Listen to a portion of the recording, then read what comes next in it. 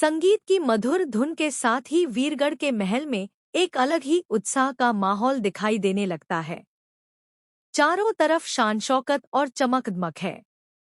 महल की भव्यता देखते ही बनती है लाल और सुनहरे पर्दों से सजा हॉल, दीवारों पर शाही चित्र और फर्श पर फैले शानदार कालीन। वहीं वीरगढ़ के लोग पुराने और नए भी अपने उत्साह को छिपा नहीं पा रहे हैं। और इस उत्साह का मुख्य कारण कोई और नहीं बल्कि रिमझिम है। हाँ, वही रिमझिम जिसने कठिनाइयों और संघर्षों के बाद आखिरकार वीरगढ़ की रानी बनने का सपना पूरा किया है। जैसे ही रिमझिम महल के मुख्य द्वार पर कदम रखती है, प्रजा उसे देखकर अपने जज्बातों को रोक नहीं पाती। लोग हाथ में फूलों की माला लिए खड़े हैं और फूलों की बारिश सी होती है जैसे ही रिमझिम महल में प्रवेश करती है। बच्चे खुशियों से चिल्ला रहे हैं, बूढ़े हाथ जोड़कर उसे प्रणाम कर रहे हैं और महिलाओं के चेहरे पर गर्व और खुशी की झलक साफ दिखाई दे रही है। रिमझिम का चेहरा खुशी और गर्व से चमक रहा है, लेकिन उसके दिल में अब भी हल्की चिंता है, क्योंकि उसे पता है कि इस खुशी के पीछे समीर और मोहिनी की नफरत भी छिपी हुई है।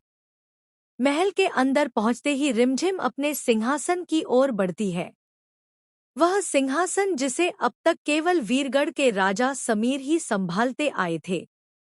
रिमझिम का हर कदम गर्व और आत्मविश्वास से भरा हुआ है। जैसे ही वह सिंहासन तक पहुंचती है, उसका चेहरा चमक उठता है।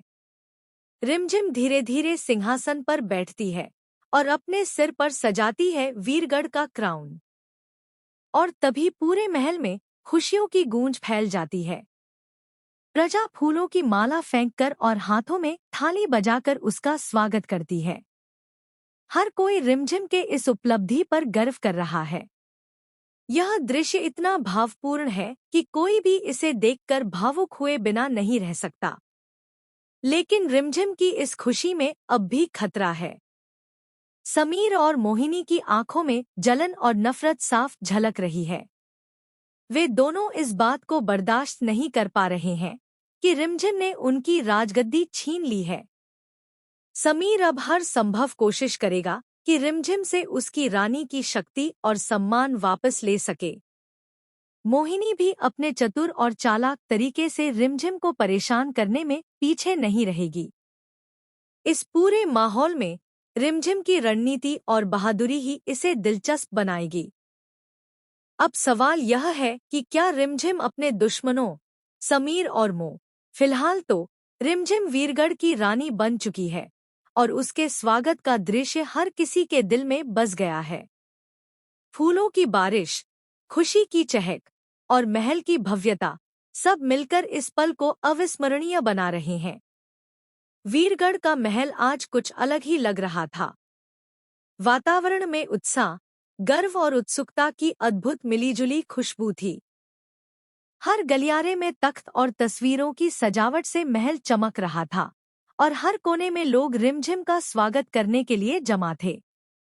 रिमझिम अब वीरगढ़ की रानी बन चुकी थी, लेकिन उसके लिए यह जीत केवल एक शाही क्राउन नहीं थी।